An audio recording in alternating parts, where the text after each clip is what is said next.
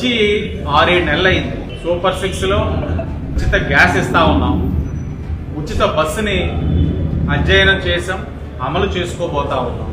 ఒక్కొక్కటిగా ఓ విధంగా రాబడి వచ్చే చెత్త పన్ను కానీ ఇలాంటి అంశాలన్నీ తీసేసాం. పెన్షన్ ని వారి మాదిరిగా చెప్పి మోసం చేయకుండా ఉన్న పలంగా 1000 రూపాయలు పెంచున్నాం. ఒక్కొక్కటిగా చేసుకుంటూ వస్తా ఉన్నాం. ఓడిపోయి ఉన్నవారు మీ పని మీరు చూసుకోకుండా మీ పార్టీ ఎందుకు ఓటమి గురైందన్న దాని మీద అస్సలు కనీసం పోస్ట్ మార్టం కూడా చేయకుండా మీరు అధికారంలో ఉన్నప్పుడు అమ్మఒడితో సహా అనేకమైన సంక్షేమ కార్యక్రమాలు సంవత్సరాలు అయిన తర్వాత ప్రారంభించుకొని ఈరోజు 6 నెలల్లోనే ఎన్డీఏ కూటమిని అదే పని మీద మీరు ఇంకా మొదలెట్లేదేంటి ఏందయ్యా కంగారు? చెప్పిందన్నీ అమలు చేస్తాం.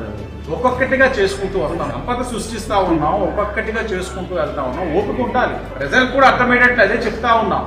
రాష్ట్రాన్ని ఏ విధంగా సర్వనాశనం చేసి ఇచ్చారు, సరి చేసుకుంటా ఉన్నాం. ఆర్థికంగా ఏ విధంగా సంపద సృష్టించాలో ఒక్కొక్కటిగా సరి చేసుకుంటూ వెళ్తా ఉన్నాం. ఎంత దౌర్భాగ్యమైన పరిస్థితి, బడ్జెట్ ఇవ్వలేక ఓటు అనే అకౌంట్ మీద నడిపించిన పరిస్థితికి రాష్ట్రం రావడానికి కారణం వైఎస్ఆర్సీపీ కాదా?